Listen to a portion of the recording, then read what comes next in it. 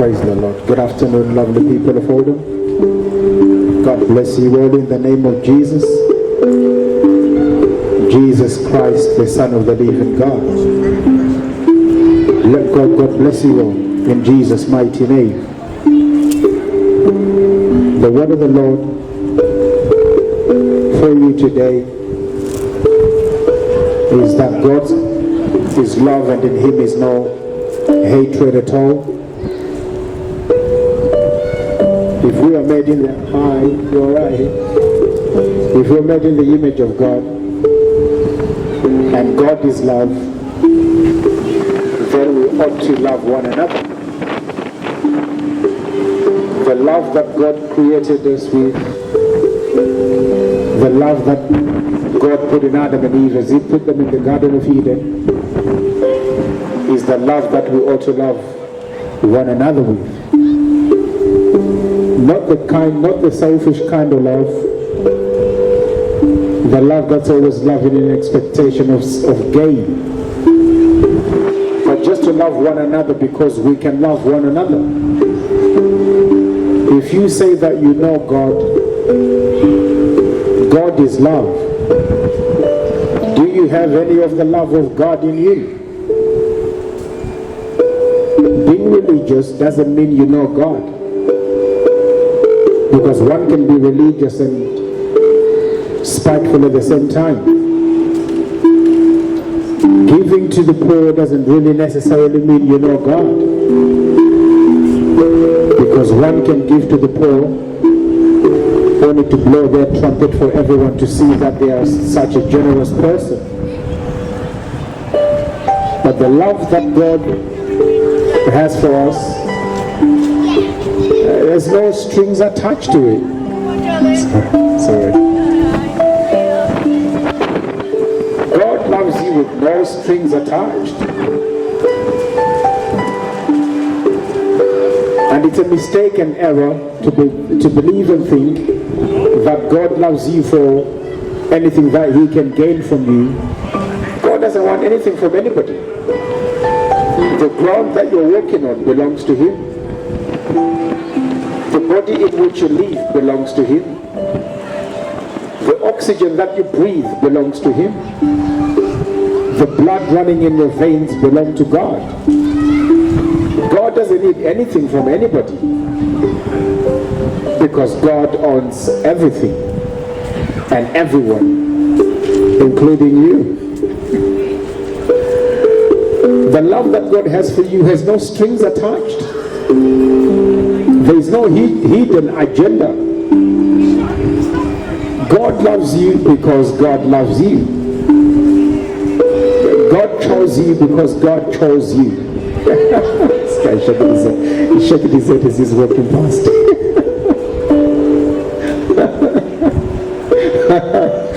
Funny that. The love that God has for you goes for miles and miles and miles and miles without end. But the love that God has for you, that's the message from the Christian pulpit. God doesn't hate you. God loves you. He's always loved you. That's why He created you in His image, because He's always loved you. Do you really understand what it means when it says that God made you in His image? It means that God took the best part of Himself and made you. That's what it means when it says God created you in His image and after His likeness. He took the very best part of Himself and He used that part of Himself to create you. The Bible doesn't say that we were made after the shadow of God, or after His footprint. The Bible says that God said, let us make man in our image and after our likeness. He took the very best part of Himself and created you. That's what God did for you. God loved you Before he even made the world, he already loved you. So you see, you really don't have to perform for the love of God. You really don't have to perform for the love of a God who loved you before he created the world. You know, when a woman finds out she's pregnant, before she's even got a name for the baby, she's already in love with that baby. Before she's even started shopping for the baby, she's already in love with the baby. Before she's even found out if it's a boy or a girl, she's already in love with that baby. And in some hilarious cases, before she even finds out who the father is, she's already in love with that baby, regardless. So you see, it doesn't matter what your personality is. God loved you before he made the world. Just like a woman falls in love with a baby the moment she realizes that she's pregnant, God loved you before he even created the world. He's always had you in his mind. God loves you. And how do we know that God loves you? Because even when a kid does something wrong, it doesn't stop the parent from loving the child. Even when you don't get the A+, even when you don't get the best results in school, it doesn't mean that the parent will stop loving the child. So even as you're living in unbelief right now, God still loves you. Even when you don't believe in him, yet God still loves you. Even when you stray away as his child, God still got love for you. And I know that some people will say, but you don't know what I've done. I've done some horrible things in my life. You know what the Bible says? The Bible says that if we confess our sins, God is faithful and just to forgive our sins and to cleanse us from all unrighteousness. Now, we're not saying that you can live however you want to live as long as you confess. That's not what the scripture is saying. The scripture is saying that God will do two things for you. He will forgive you of your sins, and then he will cleanse you, so you don't have to continue doing that thing anymore. That's what the scripture means. Read it, it's in the word of God. It says, but if we confess our sins, he is faithful and just, two things, to forgive our sins and to cleanse us from all unrighteousness. So you don't have to continue living in that sin. That's how you know God loves you. Because God has made provision in the blood of Jesus. The blood of Jesus Christ was shed for your sins. The blood of Jesus Christ was shed for the sins of humanity. The sins of the entire human race were paid for by the blood of Jesus. As Jesus was hanging on the cross on that day, God took all of the sins of the entire human race and he placed those sins on Jesus. And then God took the righteousness of Jesus and gave it to you. So God gave you the perfection of Jesus Christ. It's up to you to take it or leave it. God gave you the righteousness of Jesus Christ. It's up to you to receive it or to reject it. God gave you the holiness of Jesus Christ. It is up to you to receive it or to reject it. Entirely up to you what you do with the message of the resurrection of Jesus Christ. Because when Adam sinned against God, the entire human race was taken towards a path of destruction just by the doing of one man.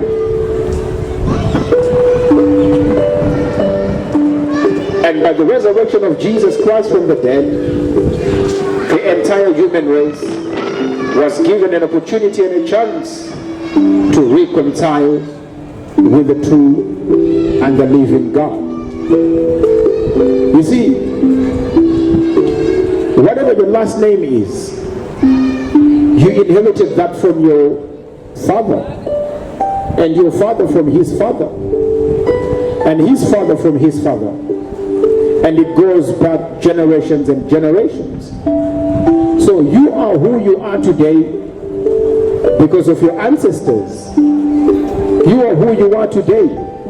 You are called by that last name because of your ancestors, because of the fact that it goes back generations and generations.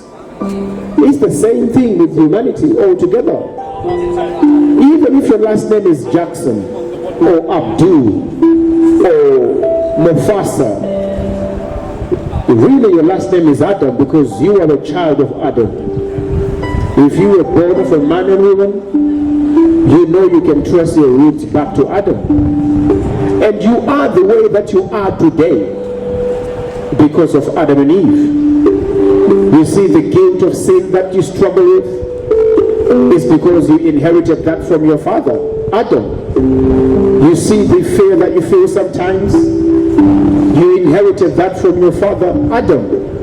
You see the anger and the frustration that you go through sometimes, that was inherited from your father, Adam. You see the hatred that you feel sometimes, and let us be honest, we're not trying to be perfect. Sometimes we feel hate towards some people.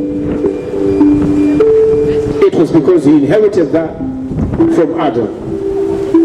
In the Christian church, in the body of Christ, in the Spirit of God, and in the gospel of Jesus, there is no room for hate. God is love, and in him is no hatred at all. We don't hate anybody. We just come out and preach the gospel and go about our business, waiting for the Lord Jesus Christ to return. But you know that the things that you struggle with, you inherited those things from Adam. One man decided to take a certain path, and he took the entire human race together with him. This is what happened in the Garden of Eden.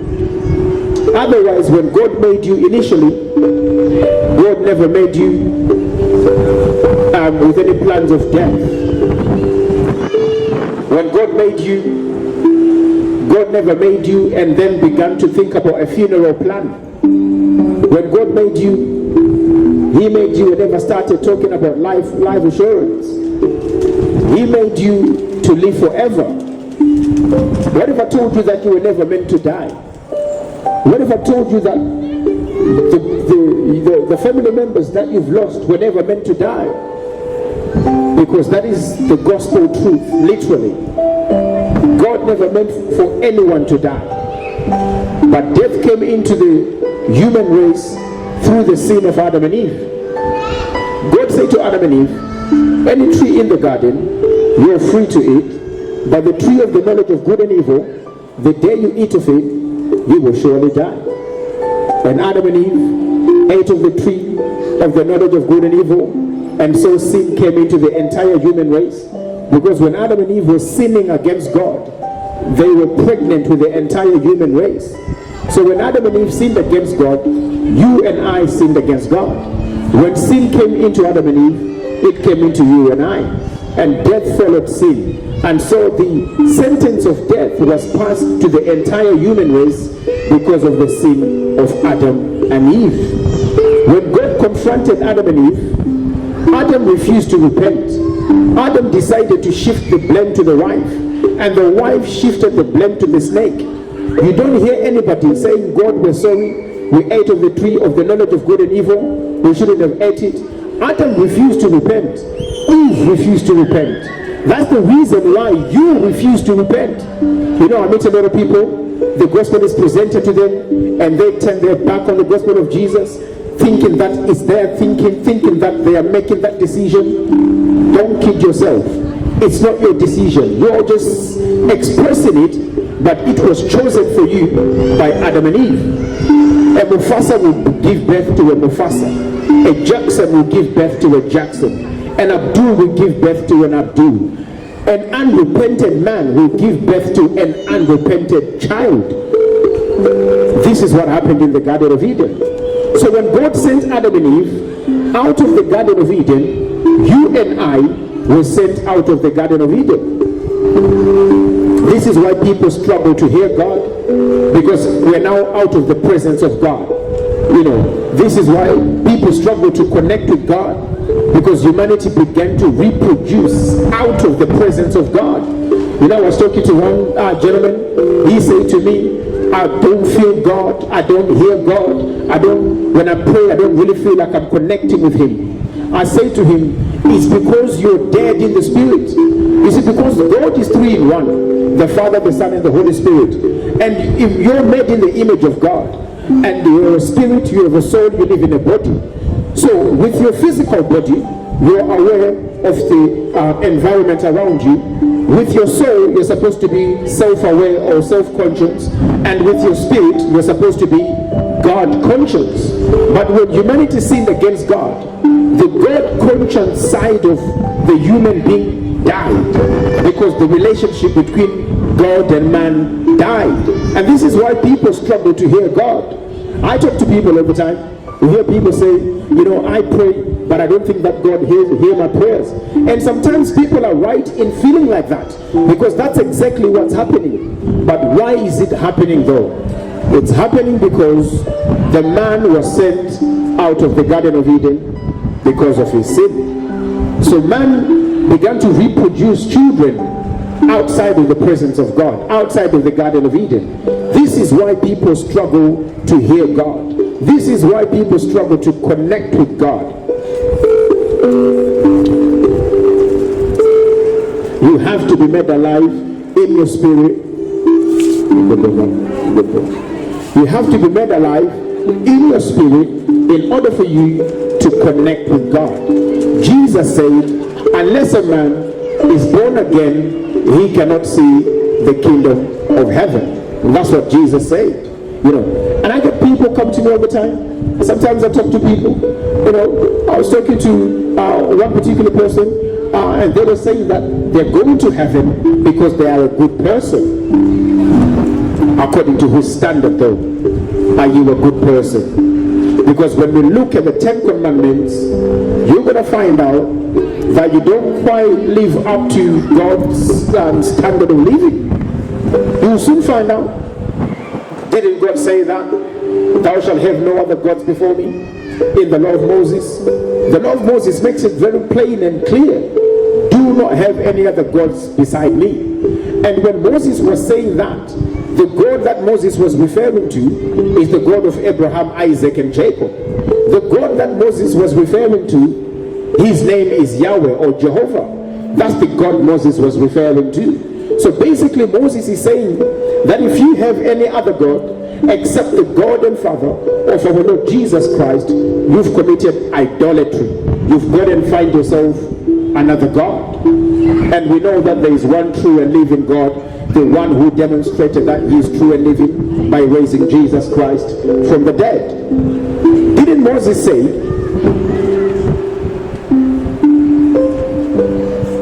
thou shalt not take the name of the Lord in vain?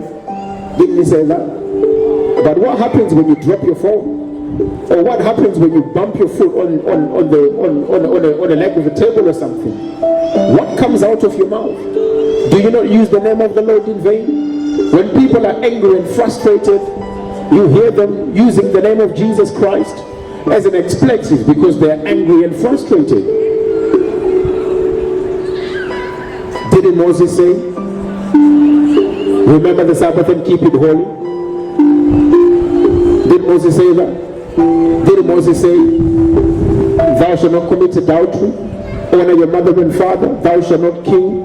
Don't lie. Don't bear false witness. Don't covet your neighbor's wife or your neighbor's possessions. Didn't Moses say that? Of course he said that. So when you look at the standard of God for living, you will find out that there is no righteous, not one of us. All of us came short of the glory of God, because all of us were born of a sinner father and mother, Adam and Eve. By the time Adam and Eve began to reproduce, they were already corrupted with sin. So you and I were born with the corruption of sin.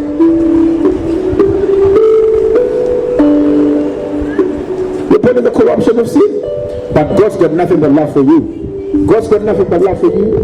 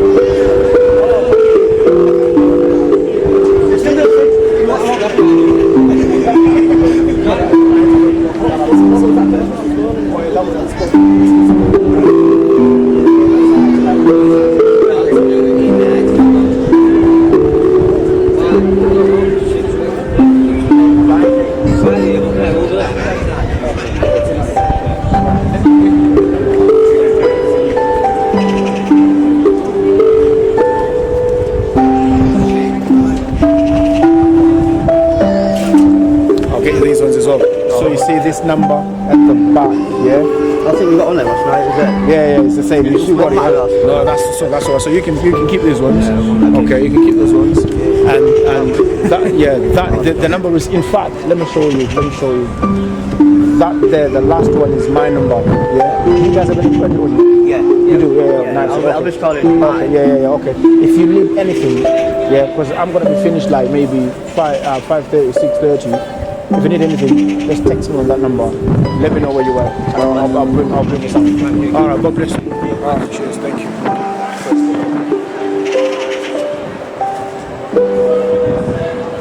I plead the blood of Jesus into the very foundations of the town of Oldham, because it's not the will of God that any should perish, but that we should all come to the knowledge of the truth. And the truth is a person. The person has a name. And his name is Jesus Christ.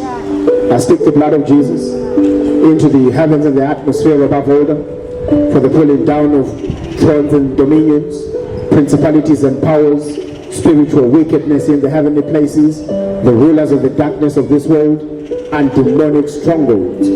I speak the blood of Jesus into the heart and soul of the people of Oldham, because God's got nothing but love for you. So the hour is come for the dead to hear the voice of the Son of God, and they that hear the voice of the Son of God shall live again. I speak the blood of Jesus into every house in Oldham, for the peace of God to rule and reign in the homes of the people of Oldham. I speak the blood of Jesus Christ into the very center of Oldham, both the physical center and the spiritual center.